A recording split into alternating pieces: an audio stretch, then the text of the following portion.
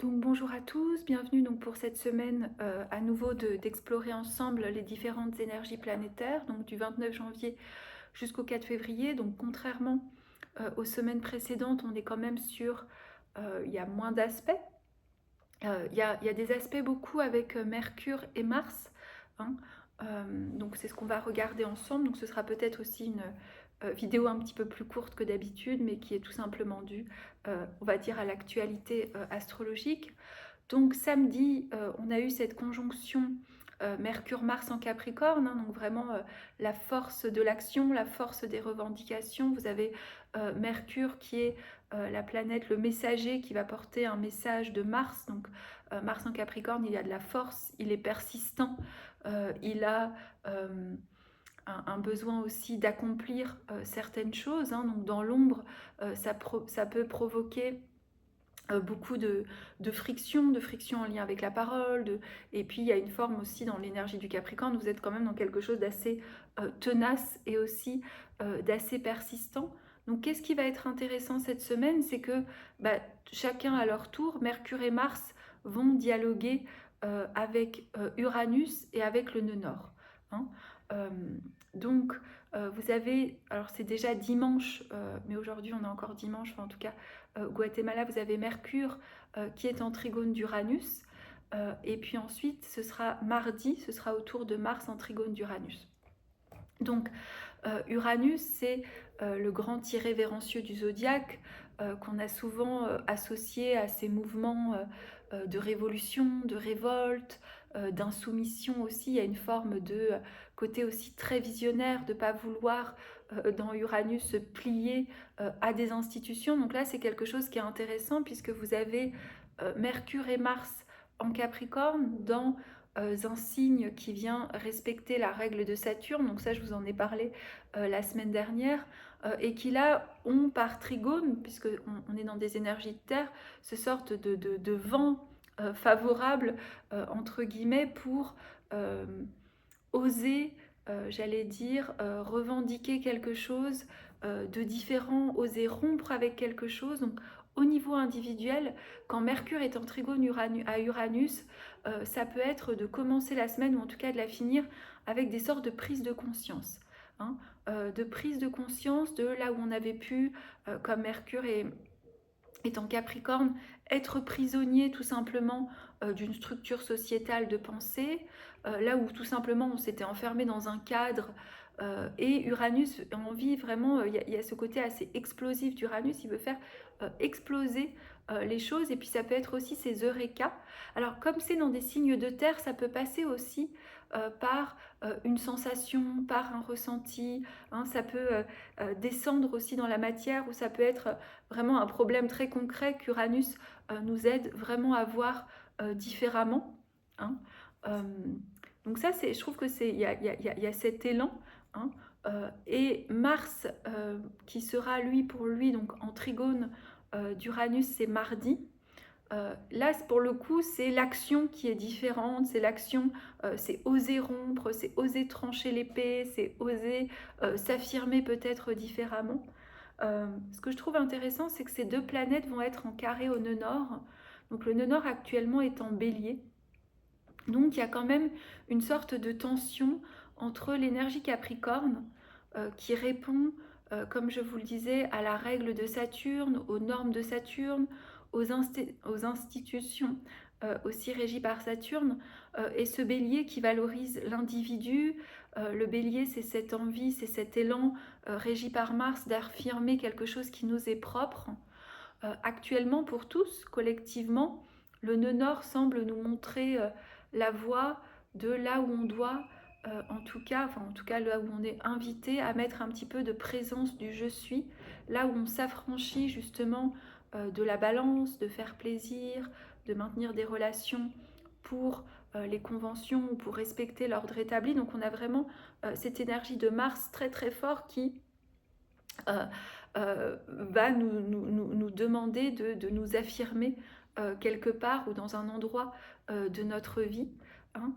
Et je trouve que c'est intéressant parce que le carré, c'est dynamique, donc ça crée quand même de la friction, mais ça vient vraiment mettre aussi une sorte de rapport une tension, puisque en plus Mars est le régent du Bélier, entre le besoin d'aller peut-être poursuivre quelque chose d'individuel et encore les grands carcans de règles ou collectifs ou institutionnels dans lesquels on est pris.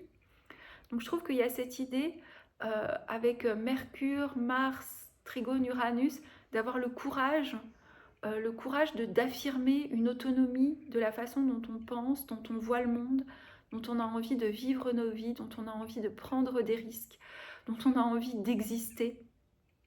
Et vraiment peut-être de voir l'endroit où on doit, entre guillemets, trancher, couper la tête. Il y a vraiment cette idée révolutionnaire avec Uranus, à quelque chose de très obsolète qu'on avait hérité, qui s'était cristallisé en nous, dans une manière de voir le monde, dans un conditionnement aussi pour l'action. Donc c'est vrai, alors vous savez, je vis au Guatemala, donc moi l'actualité française, je la suis très très de loin. Donc j'ai l'impression que ce que je dis peut sentir voilà, très en lien avec l'actualité, mais je suis trop un petit peu déconnectée pour pouvoir faire des parallèles. Hein.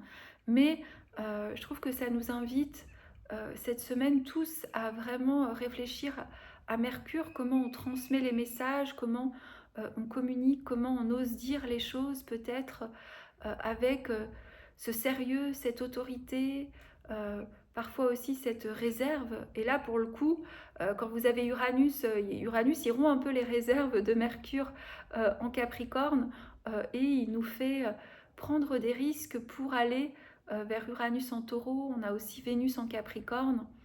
Et l'aspect qui est très beau, je trouve, qui ouvre la semaine, c'est Vénus en Capricorne au trigone de Jupiter en Taureau. Donc en plus, Jupiter est dans le domaine de Vénus. Donc ça, c'est un bel aspect d'ouverture d'horizon et quelque chose qui est derrière quand même.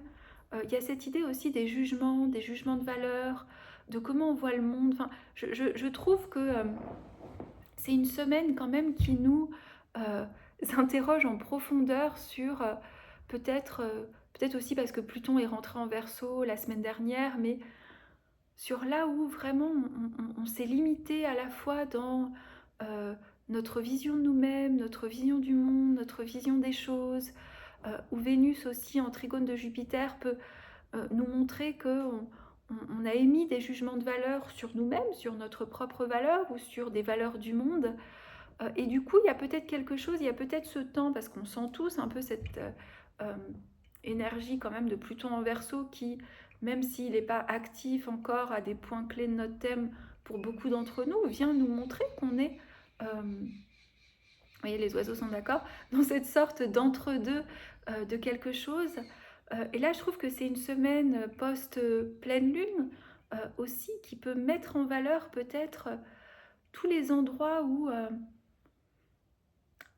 ce qui nous soutient, où l'architecture profonde de nos pensées, de nos actions, de nos valeurs qui nous soutiennent, doivent être ébranlées. Donc nous, on a eu un bon séisme qui est venu nous secouer au Guatemala vendredi soir à 0,6 quand même s'il n'a pas fait de dégâts. Donc voilà, c'est vraiment cette impression que les fondations tremblent un petit peu, qu'on essaye tous de réinventer des autres façons de voir, et j'ai l'impression qu'il nous faut quand même composer avec la patience et à la fois le côté visionnaire que quelque chose vient, mais que ces changements structurels qui sont en cours prennent du temps. Du coup, on est tous peut-être pris en étau, enfin tous, pardon, je ne veux pas généraliser, mais il y a cette sorte d'étau entre ce qu'on voudrait voir advenir, ce qui est encore, et peut-être aussi des révélations de comment on contribue par notre façon de penser, Mercure en Capricorne, par nos rigidités de l'action, par nos ambitions, par ce Vénus trigone Jupiter qui, même s'il est très beau, peut aussi nous mettre face à des conditionnements profonds de une façon de vivre l'amour, une façon de ne pas dire, enfin de ne pas exprimer aussi nos sentiments. Voilà. Et en plus, on termine un petit peu la semaine vendredi avec Mercure qui est au sextile de Neptune. Et là aussi, je trouve que c'est très beau parce que toutes les planètes actuellement en Capricorne, pour finir, avant elles finissaient toutes par le trigone à Pluton, quand elles étaient, pardon, la conjonction à Pluton. Et là, ça finit sur le sextile de Neptune. Donc, avec un petit effort, soutenir encore en nous qu'on ne comprend pas tout, qu'il y a un mystère, qu'il nous est demandé d'avoir confiance, que même si on ne voit pas encore tangiblement ou si on a l'impression de voir que l'ombre de ces changements structuraux, pardon, il y a quelque chose qui est en train de se passer, qui est en train de nous dépasser aussi. Euh, donc voilà, donc toujours quand il y a ces transits d'Uranus, je trouve qu'il y a un côté, comment on pourrait dire, l'ombre d'Uranus, c'est que ça peut accélérer, même si c'est un trigone, ça peut créer un sentiment, vous savez, de stress, d'anxiété, même si on sait que c'est pour le bien. Des fois, ça fait ça quand il y a quelque chose qui nous attend, quand c'est quelque chose d'inattendu. Donc c'est composé avec ça. Et moi, je trouve qu'il y a quelque chose qui nous pousse à oser dire avec Mercure, oser nous dire à nous-mêmes, oser agir différemment avec Mars, oser vraiment réveiller en nous la noblesse en fait de la pensée, la noblesse de l'action. Je me dis c'est tellement deux champs ou deux secteurs de vie où on sait tellement qu'on se fait du mal, beaucoup d'entre nous, avec nos pensées. Et là, il y a peut-être cette envie avec Uranus de dire mais j'en ai marre de me raconter ces histoires, j'en ai marre de vivre ce filtre des histoires. Et avec Mars, on l'a tellement vu et on le voit encore tellement dans l'ombre de la violence, l'ombre de la friction, l'ombre des conflits, l'ombre de qu'on ne se comprend pas avec les gens.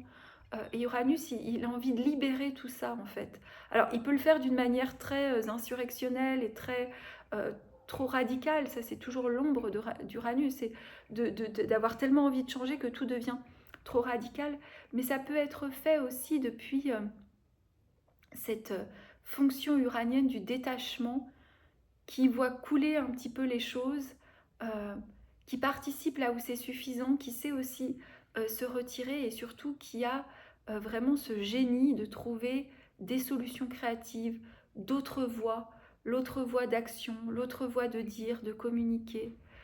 Et tout ça sous-tendu par Vénus, Trigone, Jupiter, la promesse, on pourrait dire que de continuer à cultiver la foi, de continuer à cultiver la confiance, pardon, et de générer de la valeur. Donc voilà pour cette semaine, c'est un petit peu plus court que d'habitude, mais voilà, c'est aussi parce que peut-être on est en train tous de déposer quelque chose. Voilà, donc je voulais juste vous accompagner avec ces petits messages, avec cette sagesse aussi du Capricorne, avec cette irrévérence du Verseau, comment on peut être des ponts entre l'ancien et le nouveau sans créer des ruptures radicales ou des brusqueries innécessaires, mais nous accompagner l'un et l'autre à passer de l'autre côté du pont pour amplifier notre vision de l'amour, Vénus, Trigone, Jupiter, de l'amour de soi, de l'amour de la vie, de l'amour de la sagesse, amplifier notre façon dont on communique et amplifier aussi notre façon dont on passe à l'action. Donc c'est une semaine pour... et voyez, la terre tremble à nouveau, désolée, vous l'avez en direct. Désolée, c'est très très léger. Bon, je vais le laisser sur la vidéo, je n'ai pas coupé, en plus je le fais sur mon iPhone pour une fois. Donc voilà, donc les tremblements sont là, sont bien présents, c'est validé. Donc osons trembler nos fondations, j'allais dire, parce que si on ne bouge pas ces structures profondes en nous, on reste prisonnier de la mémoire et je pense que ce qui est à venir ne pourra pas advenir. Sur ce, voilà, donc je suis disponible comme toujours pour les séances. Je les mets à titre indicatif. N'hésitez pas aussi, toujours, s'il y a des soucis financiers. Voilà, ça. Et on se retrouvera. Je vais vous mettre la date aussi pour les énergies du mois de février. Je vais la mettre dessous. Et je vais la changer peut-être sur Podia parce que je ne crois pas que vendredi 2 février je vais être possible. Mais si ça ne vous embête pas, peut-être que je le ferai samedi ou dimanche. Peut-être dimanche, je pense. Pour les énergies du mois de février, pour les regarder ensemble sur Zoom. Et parce que je préfère et je me sens un peu moins seule que face à mon accessoire électronique. Je vous souhaite à tous une bonne semaine.